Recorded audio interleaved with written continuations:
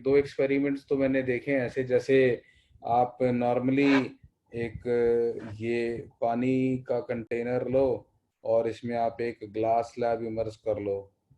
अगर आप इसमें एक ऐसे ग्लास स्लैब इमर्स कर लेते हैं तो पानी जो है वो इसकी साइड में ऐसा हो जाता है ना।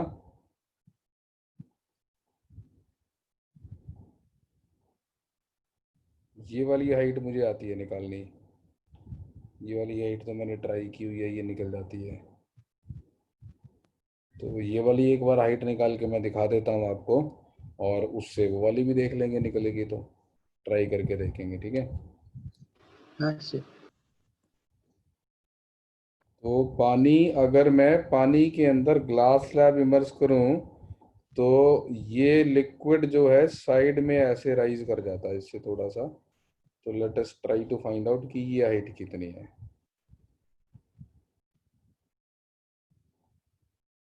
इसमें आपको समझना पड़ेगा बहुत बारीकी से।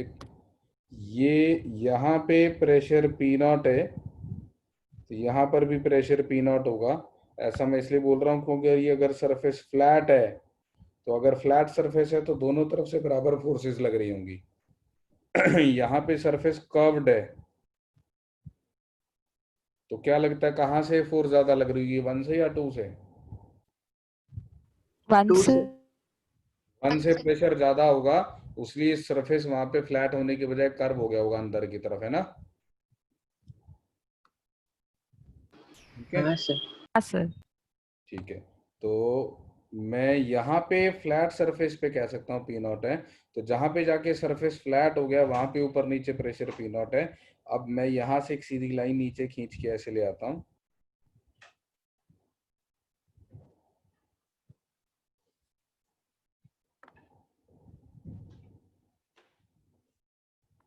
यहाँ से एक सीधी लाइन नीचे खींच के ले आता हूँ मैं।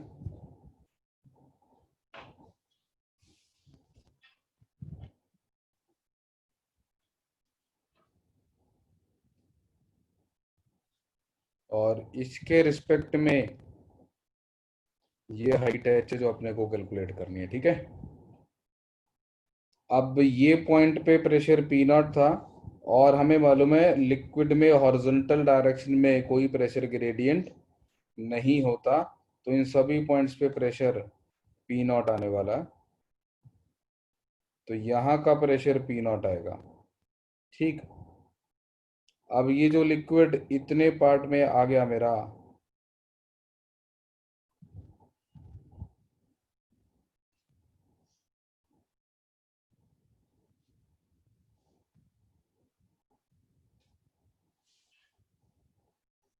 थोड़ा जूम कर देता हूँ इसको मैं, ध्यान से देखना।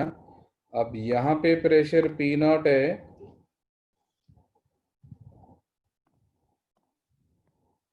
तो ये प्रेशर ऊपर जाते जाते कम रह गया होगा। यहाँ पे प्रेशर कितना आ गया होगा, P naught minus rho G H, where rho is the density of the water, right. अब हाँ सर। जितना पानी इस रीजन में आ गया मेरे पास,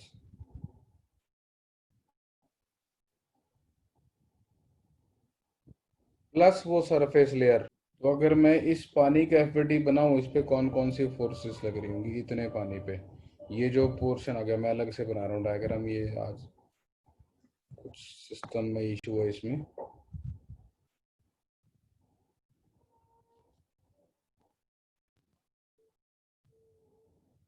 ये वाला पानी, कौन कौन सी फोर्सेस लग रही होंगी इसमें। इसका वेट लग रहा होगा नीचे, यहाँ से एक अपवर्ड फोर्स लग रही होगी,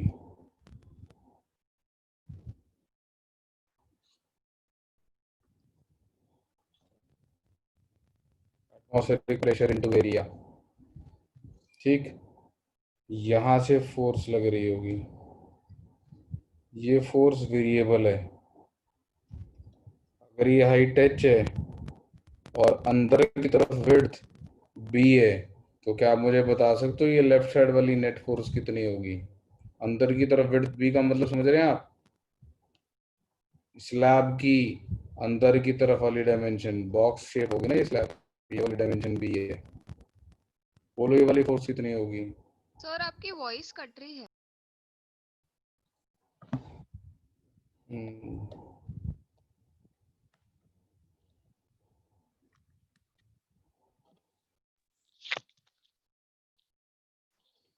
अभी ठीक आ रही है? हेलो। हाँ सर। ठीक है, मैं ये पूछ रहा था ये साइड वॉल से कितनी फोर्स लग रही होगी? ग्लास स्लैब के अंदर वाली डायमेंशन बी है और यहाँ पर प्रेशर कितना है? पी नॉट, और यहाँ पहुंचते पहुंचते प्रेशर कितना हो गया? P naught minus rho G H.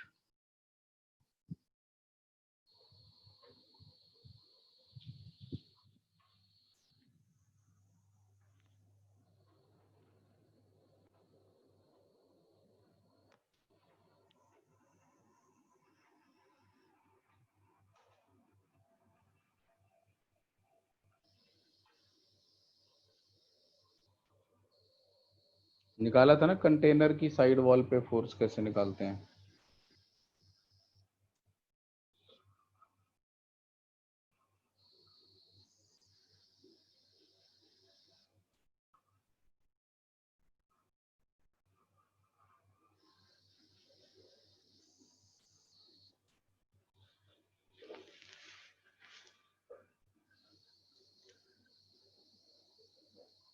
तो ये आएगी P naught into B H minus rho G H into B H by two. ऐसा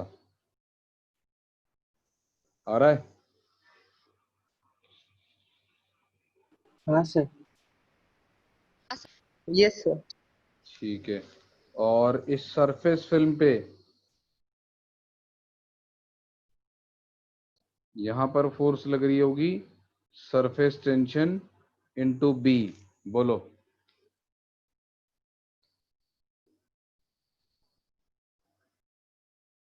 3D में विजुलाइज करने की जरूरत है या सोच पा रहे हैं ये वाली फोर्स एस इंटू बी? हाँ ठीक है, और अगर ये एंगल थीटा है तो यहाँ पे एक फोर्स लग रही होगी एस इंटू बी।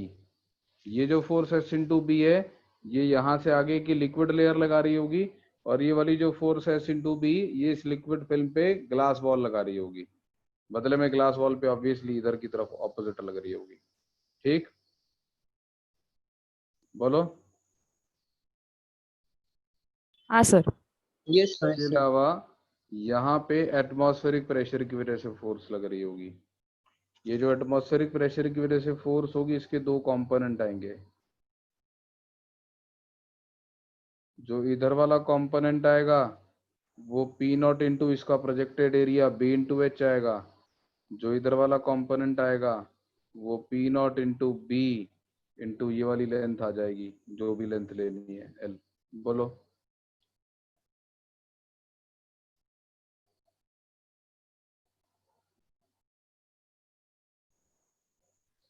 बोलो, कोई डाउट? नहीं sir. No sir. Horizontal equilibrium की कंडीशन लगा दो इसके।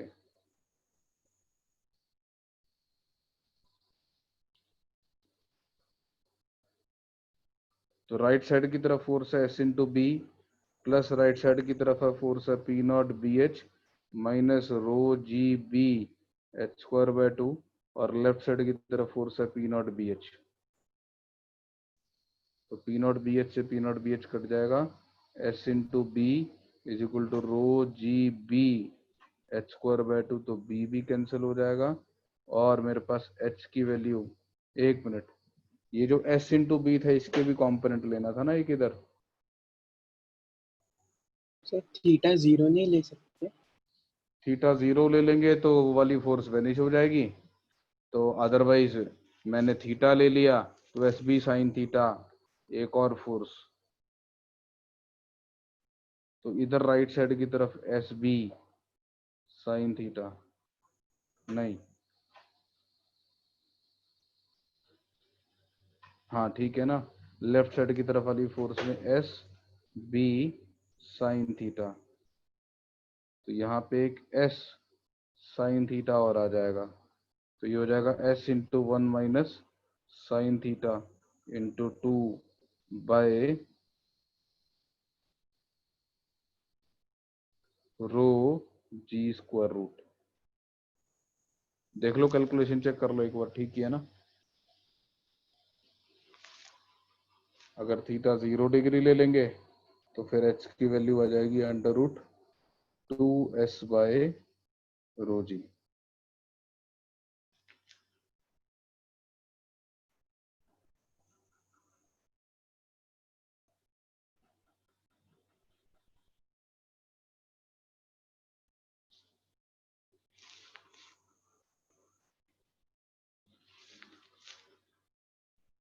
ठीक है,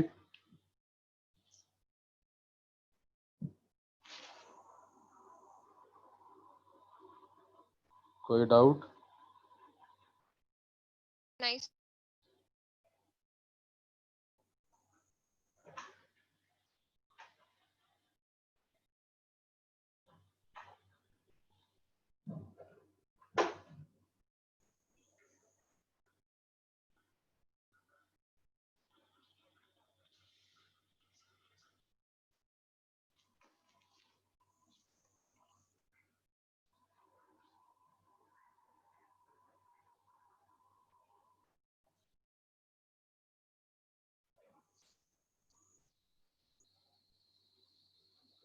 और इसके अलावा जो दूसरा एक केस होता है, that is rise of liquid in a capillary tube, उसको भी डिराइव कर लेते हैं। मैं 3-4 एग्जांपल ऐसे बताता हूँ, उसके बाद उसको ट्राई करना, आप कुछ दिमाग में आएगा तो। पहले एक बार अपने आप को कंफर्टेबल करते हैं कि किस तरीके से ऐसे क्वेश्चन सॉल्व करते हैं। तो अगर हमारे पास कोई लिक्विड है और इस लिक्विड के अंदर हमने कोई ग्लास ट्यूब इमर्स कर दी,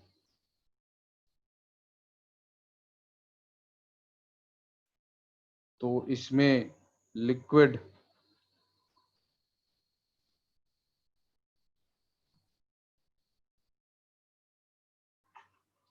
ऐसी शेप एक्वायर कर लेता है, और जब यहाँ पर अंदर की तरफ ऐसी शेप एक्वायर करता है तो वो थोड़ी ज्यादा हाइट तक राइज कर जाता है।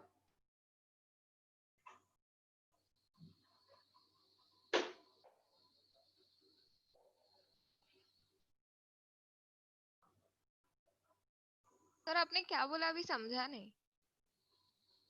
मैंने एक ग्लास की ट्यूब को पानी के रिजर्वायर में इमर्स किया। तो जैसा कि हमने देखा था कि वाटर और ग्लास में एक्यूट एंगल ऑफ कांटेक्ट होता है, तो उसकी वजह से वाटर पेरीफेरी पे ऐसी शेप अटेन कर लेगा।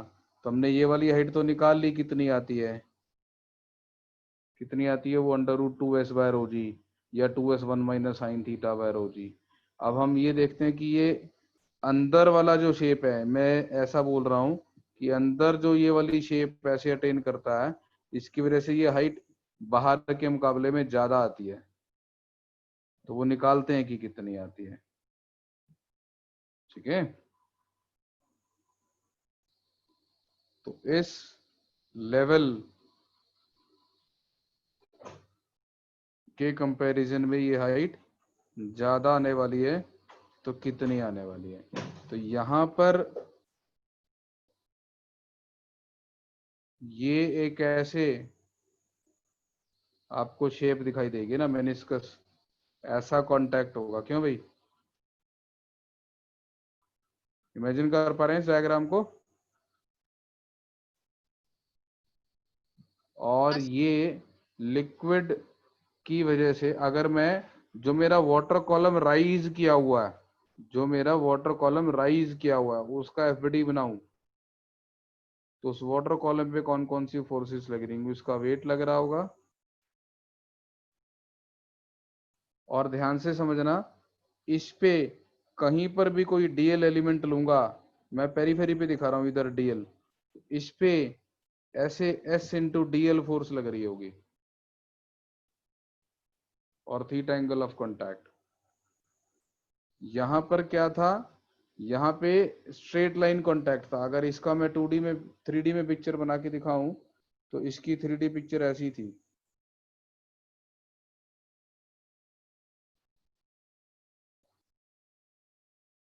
ऐसे वाटर लेवल था, राइट है ना। तो इसमें जो S इंटू बी थी वो इस लेंथ पे लग रही थी, बी लेंथ पे।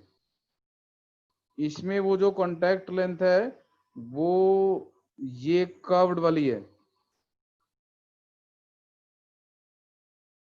ये वाली कर्व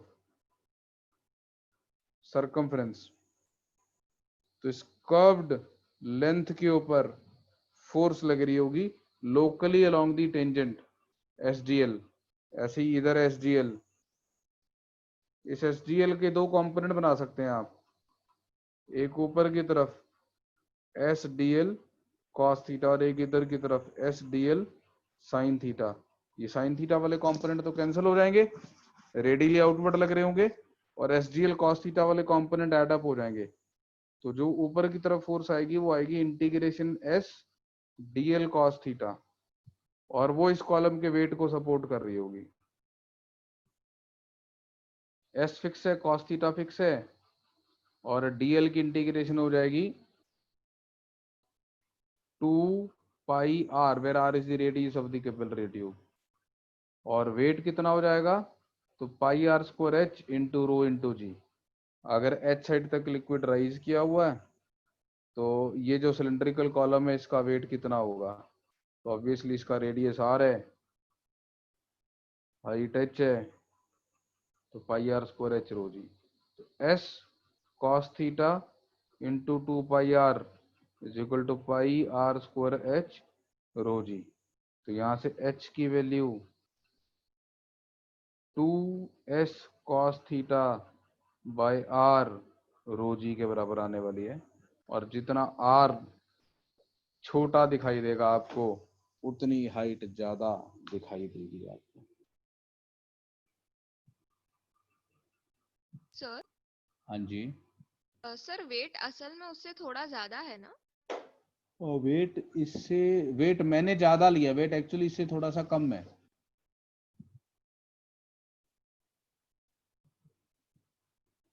मेरे को वो एक सब हेमिस्फेरिकल रीजन की वॉल्यूम माइनस करनी चाहिए थी इसमें से,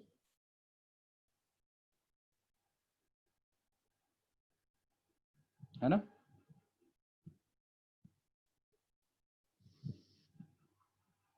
मुझे वो सब हेमिस्फेरिकल रीजन की वॉल्यूम माइनस करनी चाहिए थी, वो नहीं की मैंने। सर वो हाइट एच तो मतलब वो कर्व का सबसे लोअर मोस्ट पॉइंट में आपने माना है ना। उसमें इतना डिफरेंस नहीं रहता, वो नॉर्मली ये हाइट ऐसे दिखाते हैं यहाँ तक।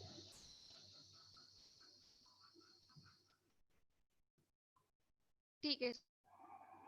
हाँ ठीक है, मतलब मैंने इधर से मेजर कर लिया, वो बुक्स में उधर से मेजर रहता ही नहीं कि इसी सब हमें स्फेरिकल रीजन को इग्नोर करके ही निकालते हैं, तो आंसर तो यही लिखेंगे ना, दोनों तरफ से कहीं से भी लिखेंगे तो, है ना।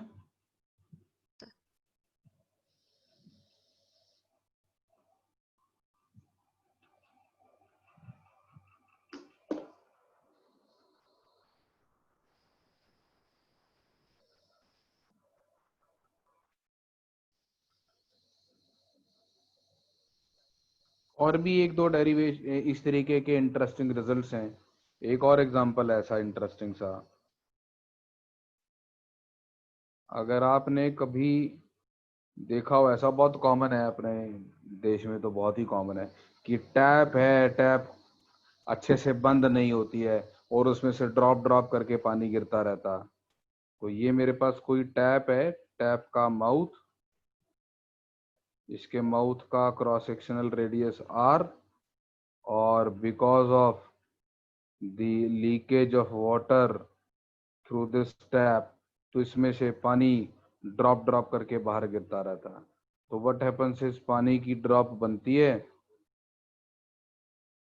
बड़ी होती चली जाती है, और जब काफी बड़ी हो जाती है तो टपक जाती है।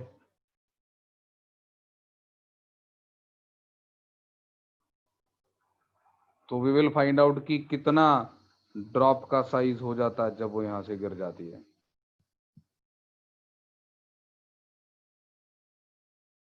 तो मान लो इतनी बड़ी ड्रॉप होने के बाद गिर गई, ड्रॉप का रेडियस r, तो ड्रॉप का वेट अप्रोक्सीमेटली 4/3 πr³ रो जी, पूरा स्फीयर मान लिया। और इस ड्रॉप पे फोर्स लग रही होगी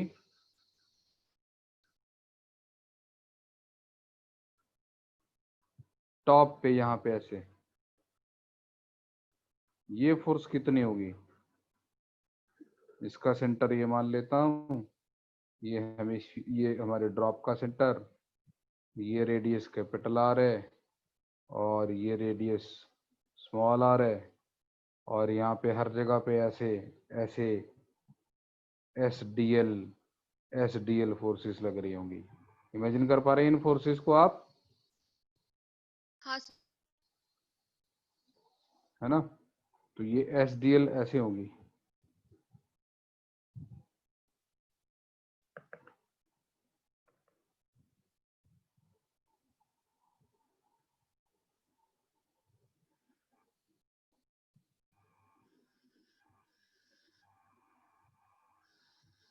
फिर धोखा दे गया मेरा राइटिंग पेन, इसमें आ गया।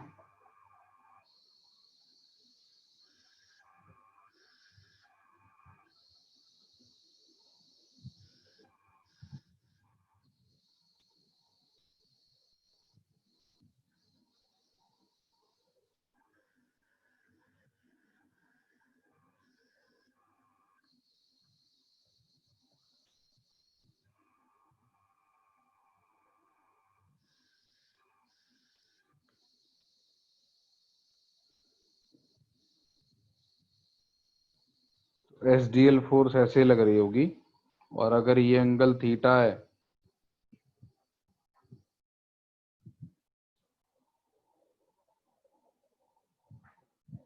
सही बोल रहा हूँ क्या, नहीं गलत बोल रहा हूँ? ऐसे थोड़ा लग रही होगी, ध्यान से देखना जरा, मैंने गलत बनाई वो फोर्सेस।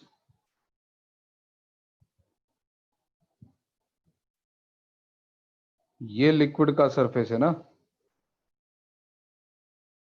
तो अगर मैं यहाँ पे कोई डीएल लेंथ लूंगा तो इस डीएल पे एस डीएल फोर्स ऐसे लग रही होगी।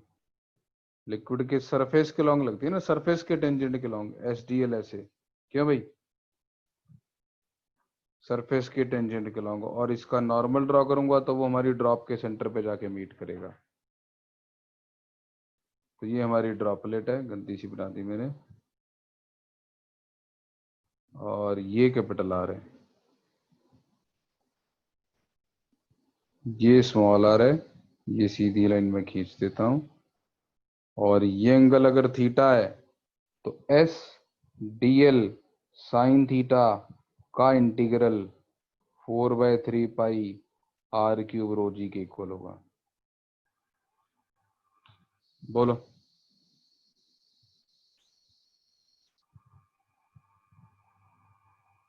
कोई डाउट यहां तक?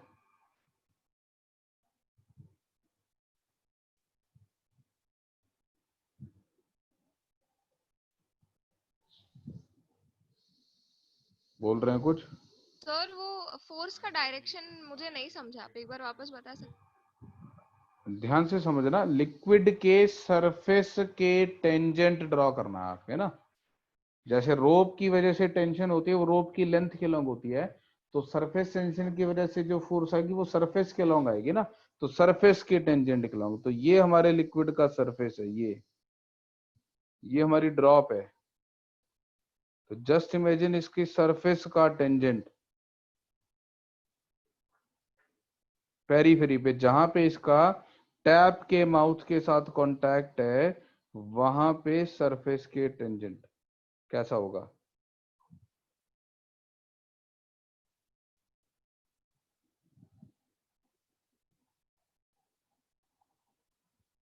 तो हर जगह पे टेंजेंट ऐसे जा रहे होंगे ना, एक कोन बना रहे होंगे। हाँ सर। बोलो, क्लियर है?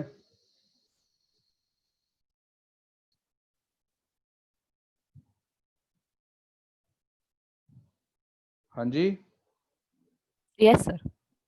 Yes sir. ठीक है। अब इसमें थीटा तो फिक्स ही है ना, थीटा की वैल्यू निकल जाएगी क्या कहीं से? इस डायग्राम में देखो, ये थीटा है तो ये भी तो थीटा ही होगा।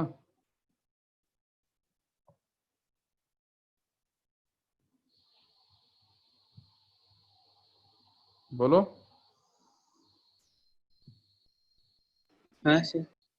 और साइन थीटा को मैं आर बाय आर लिख सकता हूँ।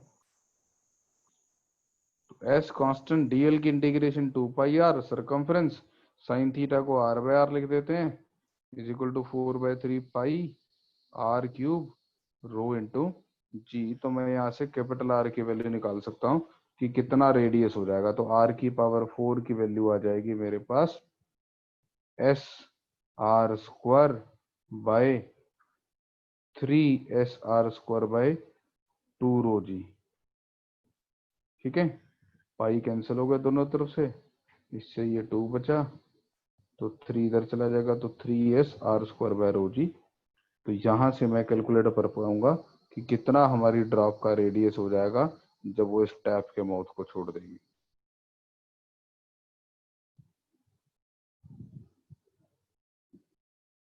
सर हाँ जी।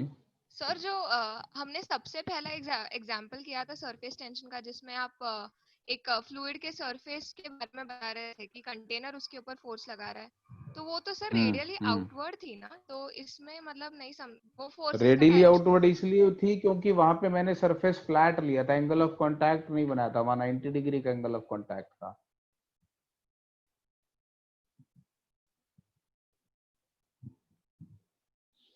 जो सबसे पहले डायग्राम बनाया था मैंने, इस वाले में भी देखो, ये जो फोर्स है ये सीधी सरफेस के अलोंग है, the ideal force on surface के अलोंग है। इसमें वो जो फोर्सेस लग रही होंगी कंटेनर पे, वो इंक्लाइंड लग रही होंगी। अब इस डायग्राम में इसमें भी इंक्लाइंड लग रही होंगी, इसमें भी इंक्लाइंड लग रही होंगी, जबकि जो मैंने इससे पहले वाली सिचुएशंस ली थी उसमें मैंने एंगल ऑफ कांटेक्ट नहीं लिया था, मैंने फ्लैट सरफेस लिया था। देखो ना, मैंने 90 डिग्री का एंगल ऑफ कांटेक्ट बनाया हुआ है यहाँ पर, इसलिए यहाँ पर रेडियली इनवर्ट लग रही थी फोर्सेस।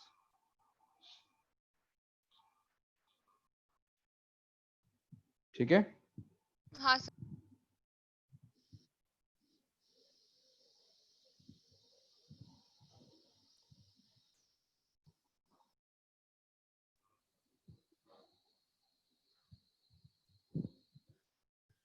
तो यहाँ पे अभी हमने एक बीच ही में एक चीज और देखी कि अगर लिक्विड का सरफेस कर्व्ड होगा तो उसके दोनों तरफ प्रेशर सेम नहीं होगा, है ना। तो we will think about that thing also, pressure difference on two sides of a curved surface. ये अगर लिक्विड का सरफेस फ्लैट है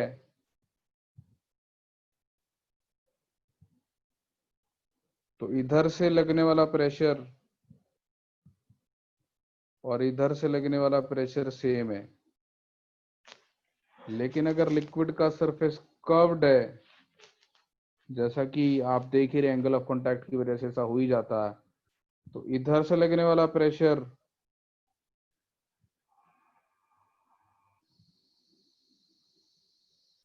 और इधर से लगने वाला प्रेशर डिफरेंट होगा। कौन सा ज्यादा होगा? मैं इसको बोलता हूं कॉनकेव साइड और इसको बोलता हूं कॉन्वेक्स साइड। तो this is the pressure on the concave side, this is the pressure on the convex side. कौन सा ज्यादा होगा? Convex. Concave. Concave. Obviously concave ज्यादा होगा, तभी तो कॉनकेव है उधर से वो।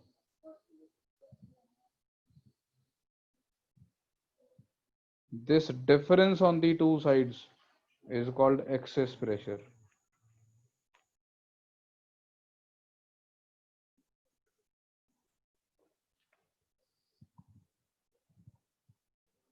For a spherical curvature,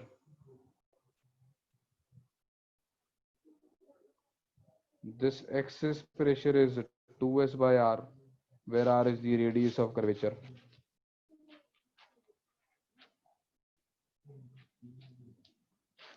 And for a cylindrical curvature,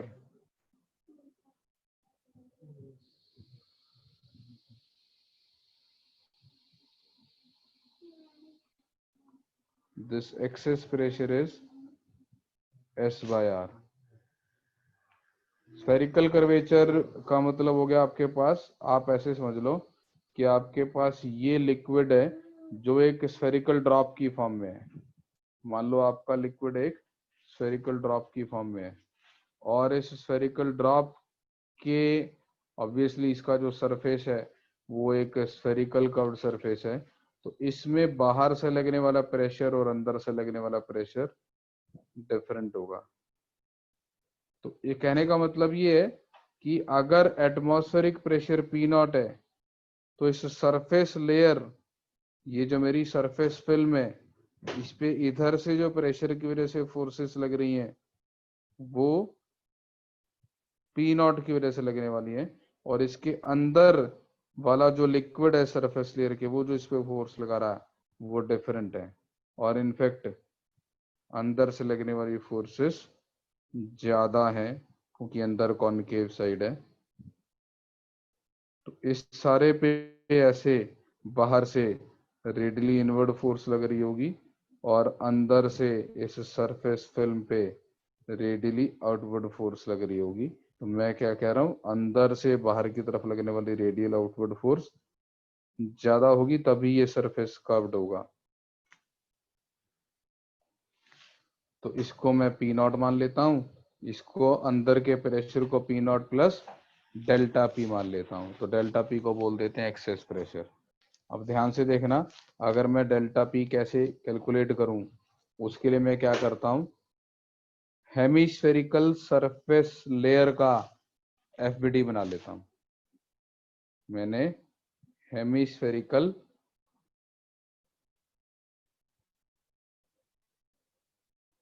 surface layer का एफबीडी बना लेता हूं। तो हेमिस्फेरिकल सरफेस लेयर पे जो फोर्सेस लग रही होंगी वो कैसे लग रही होंगी,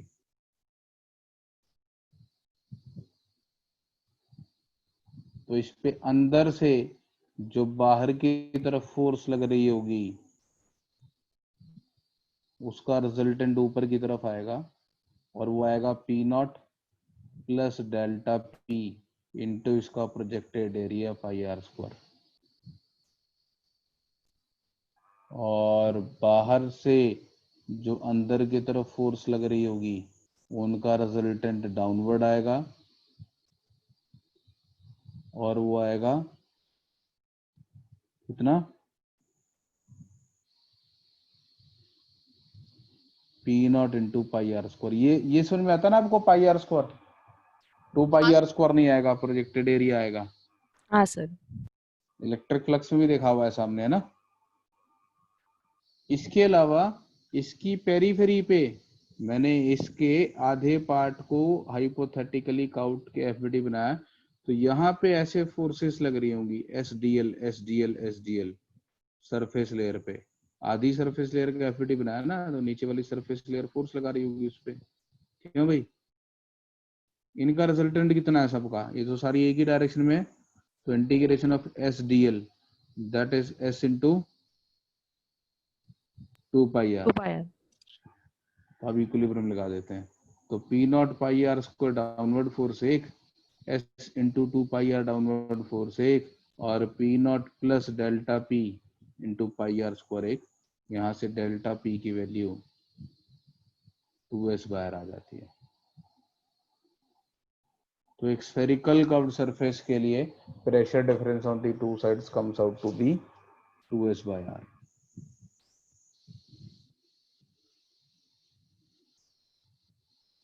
ठीक है,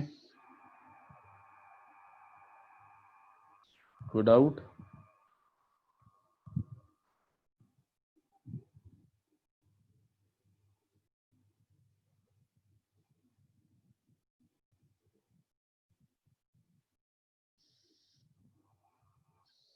अगर मैं सिलिंड्रिकल सरफेस लेता तो आप समझ लो एक लॉन्ग सिलेंडर की फॉर्म में लिक्विड है हमारे पास, ठीक है, तो लॉन्ग सिलेंडर की फॉर्म में इसके अंदर लिक्विड भरा हुआ है। अब इसके अगर आधे पार्ट का एफबीडी बनाऊं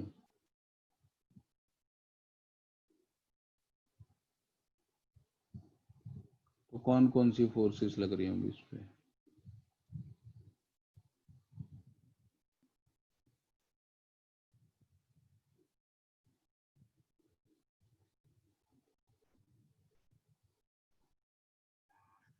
इसका साइड व्यू बनाता हूँ, साइड व्यू ऐसा दिख रहा होगा। इसके अंदर से बाहर की तरफ फोर्स लग रही होगी P naught plus delta P into projected area. बताओ प्रोजेक्टेड एरिया कितना? इसकी लेंथ ले लेता हूँ एल, रेडियस ले लेता हूँ आर। बोलो। 2LR। तो ये हो जाएगा P naught plus delta P into 2LR। ये P naught plus delta P की वजह से, और बाहर प्रेशर कम होगा तो वहां प्रेशर पी नॉट होगा, तो उसकी वजह से पी नॉट इंटू 2LR। और यहाँ पर फोर्सेस लग रही होंगी इसकी पेरीफेरी पे, कितनी?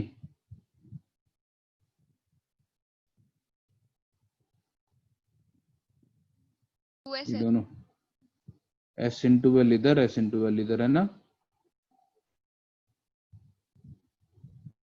ठीक है। तो टोटल डाउनवर्ड फोर्स हो जाएगी P naught into 2LR plus P naught plus delta P into 2LR is equal to twice of S into L. यहां से डेल्टा पी की वैल्यू आ जाएगी एस बाय आर। देखो आ रही है क्या? मैंने तो ऐसे ही लिख दिया। हाँ आ रही है ना? ये मैंने गलत किया ना, माइनस करना था। टोटल डाउनवर्ड फोर्स को टोटल अपवर्ड फोर्स के बराबर करना था।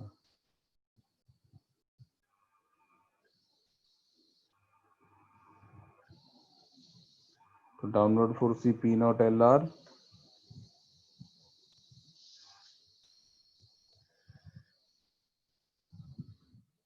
Plus S into L into 2 is equal to P naught plus delta P into 2LR। ये लिखना था, ये मैंने गलत लिखा।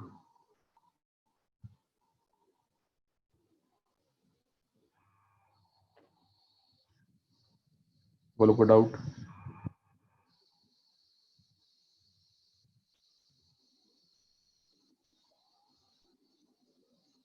बोलो।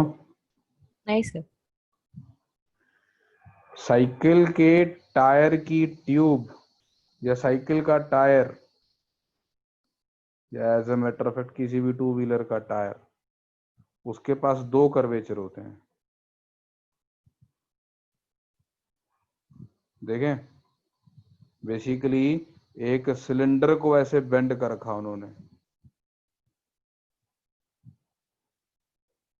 तो एक कर्वेचर ये है और एक कर्वेचर ये भी है। क्यों?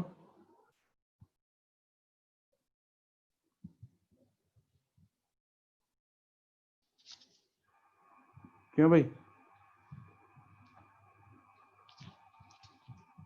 हाँ इस केस में delta P S by R plus S by R. तो अगर दो परपेंडिकुलर डायरेक्शन में कर्वेचर रेडियस आपको स्मॉल आर और कैपिटल आर दे रखे हैं, तो pressure difference S by R plus S by R. अगर स्फीयर है तो दोनों तरफ से रेडियस ऑफ कर्वेचर बराबर होंगे, तो ये आंसर 2s बाय आर आ जाएगा। अगर सिलेंडर है तो एक तरफ से फ्लैट होगा, कोई कर्वेचर नहीं होगा, तो एक टर्म 0 आएगी और एक एस बाय आर आएगी।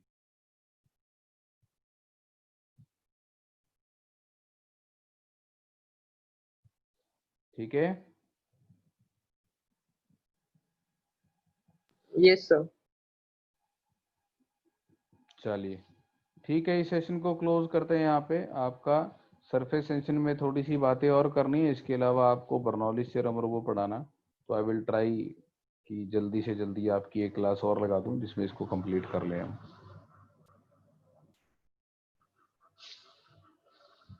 ठीक है जी।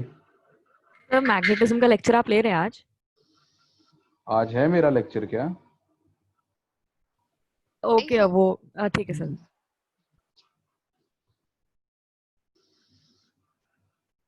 Thank you sir. ठीक है थैंक यू। बेटा। ओके।